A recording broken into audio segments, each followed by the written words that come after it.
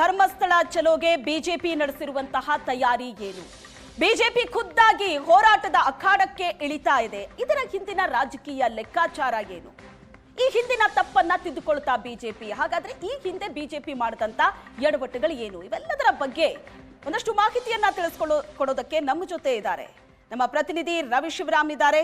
ಹಿರಿಯ ಪ್ರತಿನಿಧಿ ಮತ್ತು ರಾಜಕೀಯ ವಿಶ್ಲೇಷಕರಾಗಿರುವಂತಹ ಪ್ರಶಾಂತ್ ನಾಥು ಕೂಡ ಜಾಯ್ನ್ ಆಗಿದ್ದಾರೆ ಲೈವ್ ನಲ್ಲಿ. ಮೊದಲನೇದಾಗಿ ರವಿ ಶಿವರಾಮ್, ನಿಮ್ಮನ್ನು ಕೇಳೋದಾದ್ರೆ, ವಿಜಯೇಂದ್ರ ಘೋಷಣೆ ಮಾಡಿದ್ರು ಸೆಪ್ಟೆಂಬರ್ 1ರ ಮುಹೂರ್ತ ಫಿಕ್ಸ್ ಆಗಿದೆ.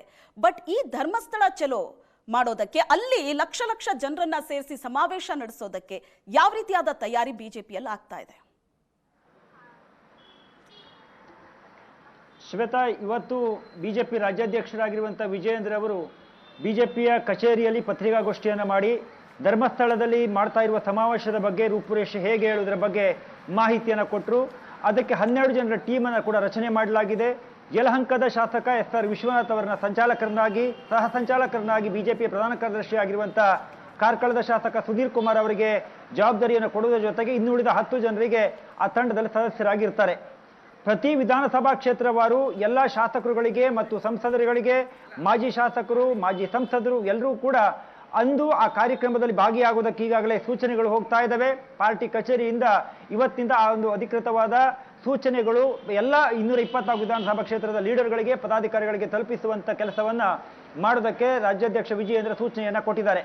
ಇದರ ಮಧ್ಯೆ ರೂಪುರೇಷೆಗಳು ಹೇಗೆ, ಅಲ್ಲಿ ಯಾವ ರೀತಿ ಕಾರ್ಯಕ್ರಮಗಳಾಗ್ತವೆ ಹೇಳೋದನ್ನು ನೋಡೋದಾದ್ರೆ, 1 ಲಕ್ಷ ಜನರನ್ನ ಸೇರಿಸಿ ಕಾರ್ಯಕ್ರಮವನ್ನು ಮಾಡುವುದರ ಬಗ್ಗೆ ಒಂದು ನಿರ್ಧಾರಗಳಾಗಿದ್ದಾವೆ. ಅದರಲ್ಲಿ ಸ್ಥಳಾವಕಾಶ ಹೇಗಿದೆ, ಯಾವ ರೀತಿಯಲ್ಲಿ ಆ ಕಾರ್ಯಕ್ರಮವನ್ನು ರೂಪಿಸೋದಕ್ಕೆ ಉಳಿದ ಜಿಲ್ಲೆಗಳಿಂದ, ಉಳಿದ ಕ್ಷೇತ್ರಗಳಿಂದ ಜನ ಬರ್ತಾರೆ, ಅವರು ಹೇಗೆ ಯಾರ್ಯಾರು ಎಷ್ಟೆಷ್ಟು ಕ್ಷೇತ್ರಗಳಿಂದ ಜನರನ್ನು ಕರ್ಕೊಂಡು ಬರ್ತಾರೆ, ಇದೆಲ್ಲದರ ಬಗ್ಗೆಯೂ ಕೂಡ ಇನ್ನು ಸ್ಥಳೀಯ ನಾಯಕರುಗಳ ಜೊತೆ, ಪದಾಧಿಕಾರಿಗಳ ಜೊತೆ ಸಭೆಯನ್ನ ಮಾಡಿ, ಯಾಕೆಂದ್ರೆ ಕಳೆದ ಬಹಳ ಶಾರ್ಟ್ ಟೈಮ್ ಇದೆ, ಸೋಮವಾರವೇ ಆ ಕಾರ್ಯಕ್ರಮ ಆಗಬೇಕಾದ್ದರಿಂದ ತುರ್ತಾಗಿ ಆ ಕಾರ್ಯಕ್ರಮವನ್ನು ಮಾಡೋದಕ್ಕೆ ಶುಕ್ರವಾರ ದಿವಸ ಸ್ವತಃ ಬಿಜೆಪಿಯ ಪ್ರಮುಖರೆಲ್ಲರೂ ಕೂಡ ಧರ್ಮಸ್ಥಳಕ್ಕೆ ಹೋಗಿ ಅಲ್ಲಿಯ ಆ ಸ್ಥಳದ ಬಗ್ಗೆ, ಅಲ್ಲಿ ಎಷ್ಟು ಕುರ್ಚಿಗಳನ್ನು ಹಾಕಬೇಕು, ಯಾವ ರೀತಿ ವೇದಿಕೆಯನ್ನು ಹಾಕಬೇಕು ಅನ್ನೋದರ ಕುರಿತಾಗಿ ತೀರ್ಮಾನವನ್ನು ಮಾಡಲಿದ್ದಾರೆ.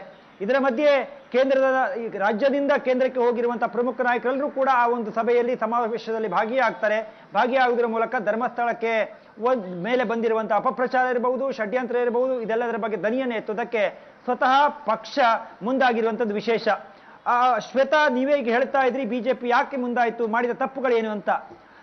ಆರಂಭದಲ್ಲಿ SITಯನ್ನ ಮಾಡಿದಾಗ ಮೈಸೂರಿನಲ್ಲಿ ವಿಪಕ್ಷ ನಾಯಕರಾಗಿದ್ದ ಆರ್ ಅಶೋಕ್ ಅವರು ಅದರ ವಿರೋಧ ಮಾಡಿದ್ರು. ಅದಾದ ಬಳಿಕ ಕೆಲವೊಂದಿಷ್ಟು ಶಾಸಕರುಗಳು ಅಥವಾ ನಾಯಕರುಗಳು ಅಲ್ಲಿ ಇಲ್ಲಿ ಮಾಧ್ಯಮಗಳಿಗೆ ಹೇಳಿಕೆಗಳನ್ನು ಕೊಡ್ತಾ ಇದ್ರೆ ಹೊರತಾಗಿ ಗಟ್ಟಿಯಾಗಿ ಈ SITಯನ್ನ ವಿರೋಧ ಮಾಡುವ ಅಥವಾ ಧರ್ಮಸ್ಥಳದಲ್ಲಿ ಇಂಥದ್ದೊಂದು ಷಡ್ಯಂತ್ರ ಆಗ್ತಾ ಇದೆ ಅನ್ನುವಂಥ ಆರೋಪವನ್ನ ಯಾರು ಕೂಡ ಮಾಡಿರಲಿಲ್ಲ. ಬಿಜೆಪಿಯ ಸಂಘಟನಾ ಪ್ರಧಾನ ಕಾರ್ಯದರ್ಶಿ ಆಗಿರುವಂತಹ BL ಸಂತೋಷ್ ಅವರು ಯಾವಾಗ ಸೋಷಿಯಲ್ ಮೀಡಿಯಾದಲ್ಲಿ ಹಾಕಿ ಎಲ್ಲೆಲ್ಲಿ ಷಡ್ಯಂತ್ರ ಆಯಿತು, ಶನಿ ಶಿಂಗಾಪುರ ಇರಬಹುದು, ಅಯ್ಯಪ್ಪ ಸ್ವಾಮಿ ಟೆಂಪಲ್ ಇರಬಹುದು, ಈಗ ಧರ್ಮಸ್ಥಳ ಇರಬಹುದು, ಮುಂದೆ ಎಲ್ಲಿ ಹೇಳುವಂತ ಈ ರೀತಿಯ ಒಂದು ಕಮೆಂಟ್ ಅನ್ನ ಸೋಷಿಯಲ್ ಮೀಡಿಯಾದಲ್ಲಿ ಸ್ಟೇಟಸ್ ಅನ್ನ ಹಾಕಿದ ಸಂದರ್ಭದಲ್ಲಿ ಬಿಜೆಪಿಯ ಎಲ್ಲಾ ನಾಯಕರುಗಳು ತಮ್ಮ ಸೋಷಿಯಲ್ ಮೀಡಿಯಾಗಳ ಮೂಲಕ ಇರಬಹುದು, ಮೇನ್ ಸ್ಟ್ರೀಮ್ ಮೀಡಿಯಾಗಳ ಮೂಲಕ ಇರಬಹುದು, ಅದನ್ನ ದನಿಯನ್ನು ಎತ್ತುವುದಕ್ಕೆ ಪ್ರಾರಂಭ ಮಾಡಿದ್ರು. ಅದರ ಆರಂಭ ಎನ್ನುವಂತೆ ಎಸ್.ಆರ್. ವಿಶ್ವನಾಥ್ ಯಲಹಂಕ ಕ್ಷೇತ್ರದಿಂದ ಧರ್ಮಸ್ಥಳಕ್ಕೆ ಯಾತ್ರೆಯನ್ನು ಹೊರಟರು. ಆದ್ರೆ ಯಾಕೆ ಬಿಜೆಪಿ ಈಗ ಇಂಥದ್ದೊಂದು ದೊಡ್ಡ ಸಮಾವೇಶವನ್ನ ಮಾಡೋದಕ್ಕೆ, ಅಲ್ಲಿ ಹೋಗಿ ತನ್ನ ಶಕ್ತಿ ಪ್ರದರ್ಶನವನ್ನ ಮಾಡೋದಕ್ಕೆ ಒಂದು ಪೂರ್ವ ತಯಾರಿಯನ್ನ ಮಾಡ್ಕೊಳ್ತಾ ಇದೆ ಅಂತ ಹೇಳಿದ್ರೆ, ವಿಧಾನಸಭಾ ಚುನಾವಣೆ ಮುಕ್ತಾಯ ಆದ ಬಳಿಕ ನಾವೇ ಒಂದು ಸುದ್ದಿಯನ್ನ ಮಾಡಿದ್ವಿ ಶ್ವೇತಾ.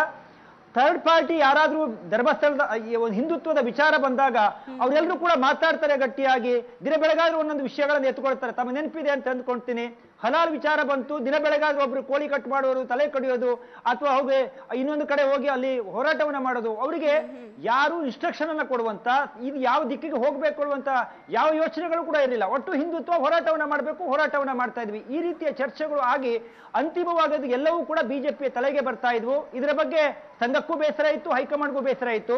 ಬಿಜೆಪಿಯ ಕೋರ್ ಕಮಿಟಿ ಸಭೆಯಲ್ಲಿಯೇ ಅಮಿತ್ ಶಾ ಅವರು CT ರವಿ ಅವರನ್ನು ಪ್ರಶ್ನೆ ಮಾಡಿದ್ರು, ಹಲಾಲ್ ಗಿಲಾಲೆಲ್ಲ ಬಿಟ್ಬಿಡಿ, ಪಾರ್ಟಿ ಸಂಘಟನೆಯನ್ನು ಮಾಡಿ ಅಂತ. ಅಂದ್ರೆ ಪಾರ್ಟಿಯ ಹೆಸರಿನಲ್ಲಿ ಅಥವಾ ಪಾರ್ಟಿಗೆ ಸಮೀಪ ಇರುವಂತಹ ಸಂಘಟನೆಗಳೆಲ್ಲರೂ ಕೂಡ ಕಾರ್ಯಕ್ರಮವನ್ನು ಮಾಡಿದಾಗ ಅವರಿಗೆ ಹೇಳಿ ಕೇಳುವಂತ ಅಥವಾ ಒಂದು ಜವಾಬ್ದಾರಿಯನ್ನ ಮುಂದಕ್ಕೆ ಎಲ್ಲಿ ತಾರ್ಕಿಕವಾಗಿ ಅಂತ್ಯವನ್ನು ಹೇಗೆ ಕಾಣಿಸಬೇಕು ಅನ್ನುವಂಥ ಯೋಚನೆಗಳು ಅಥವಾ ಆ ನಿರ್ಧಾರವನ್ನು ತೆಗೆದುಕೊಳ್ಳಲು ವಿಫಲ ಆಗ್ತಾ ಇದ್ರು. ಹಾಗಾಗಿ ಬಿಜೆಪಿ ಈಗ ಆ ಎಲ್ಲ ತಪ್ಪುಗಳು ಆಗದಂತೆ ನೋಡಿಕೊಳ್ಳುವ ದೃಷ್ಟಿಯಿಂದ ಹಿಂದುತ್ವದ ಪ್ರಕಾರ ಒಂದು ವಿಚಾರವನ್ನ ಮುಂದಿಟ್ಟುಕೊಂಡು ಈಗ ಹೋರಾಟವನ್ನು ಮಾಡೋದಕ್ಕೆ ಮುಂದಾಗಿದೆ.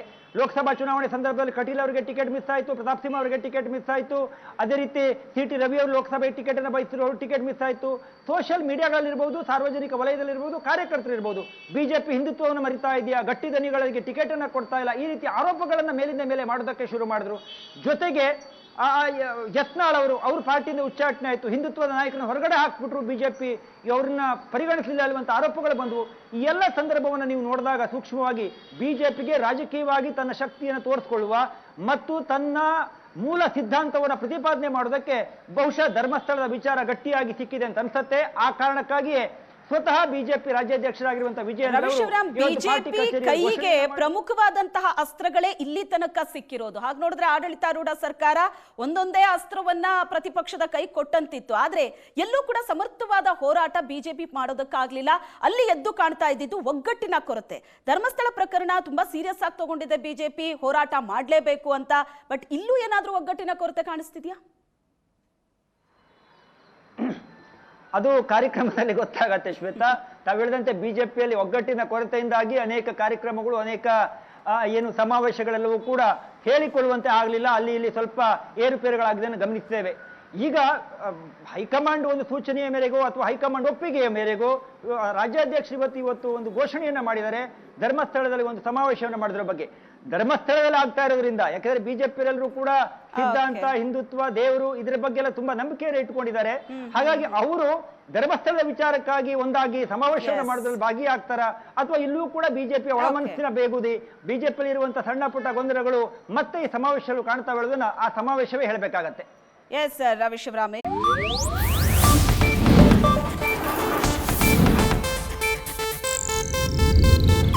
ಇದು ಏಷ್ಯಾನೆಟ್ ನ್ಯೂಸ್ ನೆಟ್ವರ್ಕ್ ಪ್ರಸ್ತುತಿ.